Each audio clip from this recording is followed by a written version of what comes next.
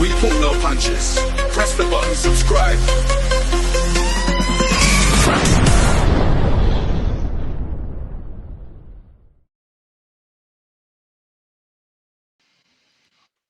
Fight fans, welcome, and today's guest on my channel, a fallow Brummie. I'm a Villa fan, he's a Birmingham City fan, but we won't speak about that. Kaisee Benjamin, how you doing, mate? Good, mate. How are you? I'm alright, yeah. I'm glad to finally get this interview done. It's been a long time coming, but here we are. So I'm looking forward to it. So it's fair to say, as of late, your boxing career has stalled as such. You've been inactive since May last year.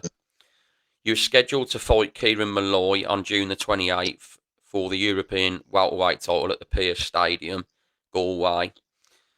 It fell through. It was moved to an undercard, which would have been in Hull. Then it was off altogether. As far as I'm aware, there hasn't really been a real explanation of what went wrong with the fight. Can you tell us all about what happened? Well, I haven't been told that I can't.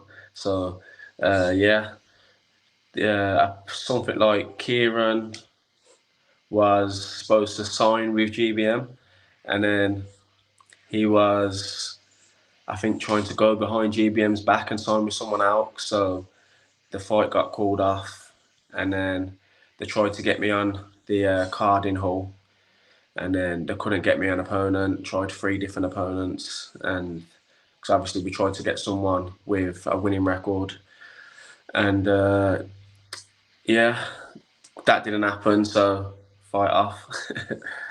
I mean, obviously, I was going to ask you the question: is this gutting for you? But as regards such a big title in such like a big title fight in a stadium, such in Ireland, like how did you actually feel when you got the news it was completely off? Yeah, I was gutted because it was so close to fight night. So when you're putting in all that work, losing weight, dieting, training hard, yeah, it sucks, man. But what can you do? Boxing for you. I was just going to say, I suppose you're used to these things in boxing, aren't you? So it's not really something that sort of comes as a rare thing to you, does it? Well, it's never really happened to me, but it's happened to stable mates. So I see it happening, and it was just a matter of time before it happened to me. And it finally did. Well, from what I was aware of, Kieran Malloy was signed to GBM. I didn't know that he wasn't because he'd done a letter, done a statement basically saying he parted ways with GBM. So obviously there's some conflicting things there. That's a great insight to hear from you. How would you judge your time at the moment with GBM? Well, GBM, like I've only had, I think, 1 or 2 fights on GBM, and the one fight I did have, I got looked after, so I can't really say anything bad about them. Yeah, they done right by, like they done okay by me, So yeah, Izzy as well. Izzy's the top man, so I can't really say anything bad. So. I was going to say, like, so your relationship with Izzy is very good, who's the owner of GBM. Yeah, Izzy sound. He looks after people. So yeah, Izzy sound. That's great to hear. So obviously you've had the issues you've had with your fights and that. I understand congratulations, you've become a dad. You've had a lovely little girl.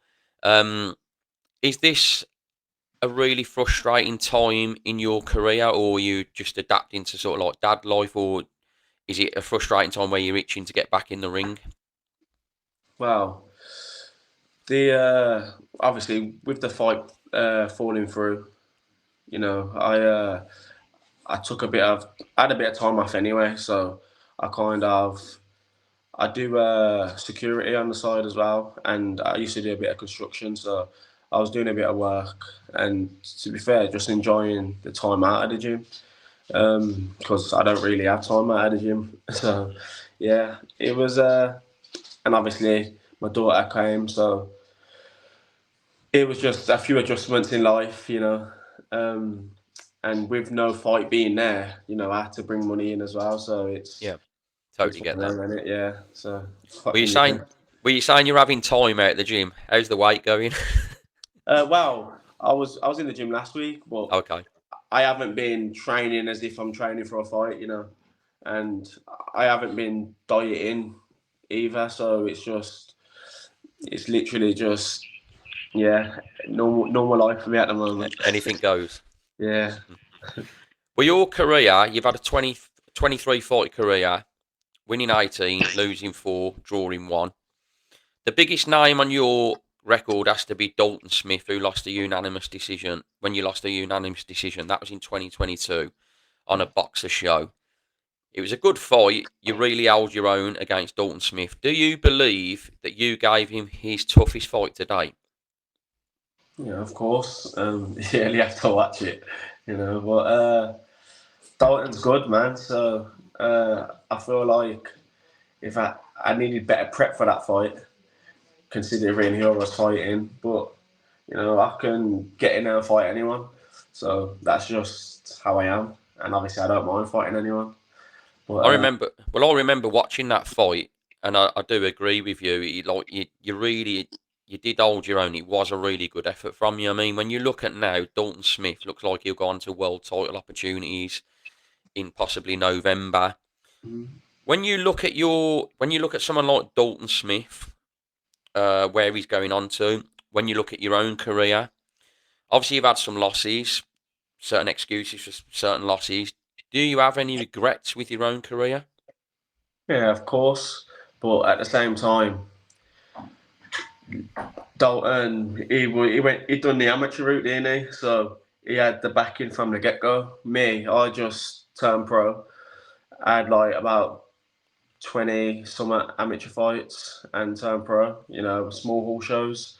Yeah. So, he kind of, had the backing of big promoters from early, which is, solely his own blessing, what he's brought upon himself from putting in the work as an amateur. But yeah, I wasn't given that opportunity. But No? I don't really have any regrets anyway. Though it's just regarding that sort of way. But it's it's one of them, isn't it? What can you do? Mm.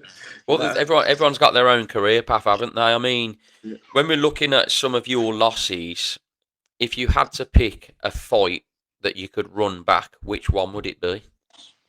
Dalton, 100%. Would it be Dalton Smith? Yeah, it was. He's the best person I fought. So, and one that I think that I could have won as well. But it's one of them, innit? No, honesty is the best policy. That's what I want on this interview. So your last fight was against Lucas Ballingall for the IBF European welterweight title.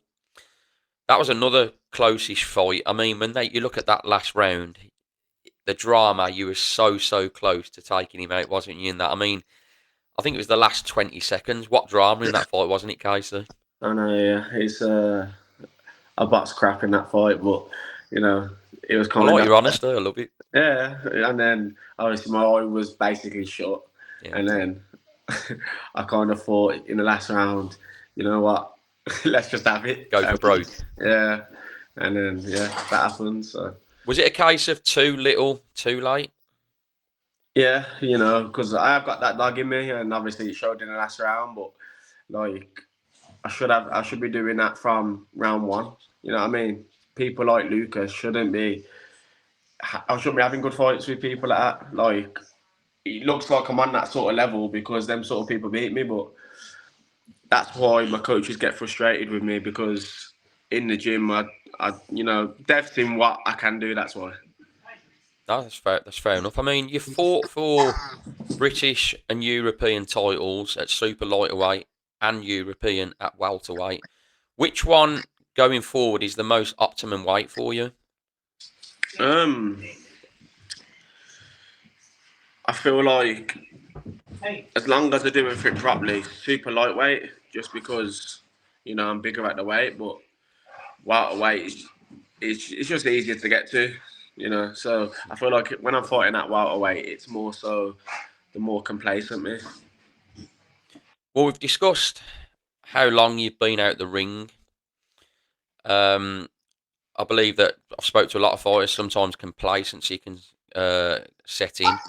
Do you have the desire and the passion to get back in there sooner rather than later? With me, it's kind of say if I get offered a fight, then and if it's a good fight, then I can, you know, I can be dedicated for it.